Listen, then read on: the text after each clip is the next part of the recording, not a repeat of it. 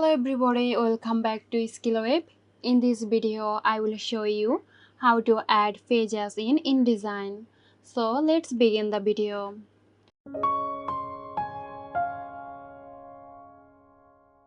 At first, make sure the Pages panel is visible.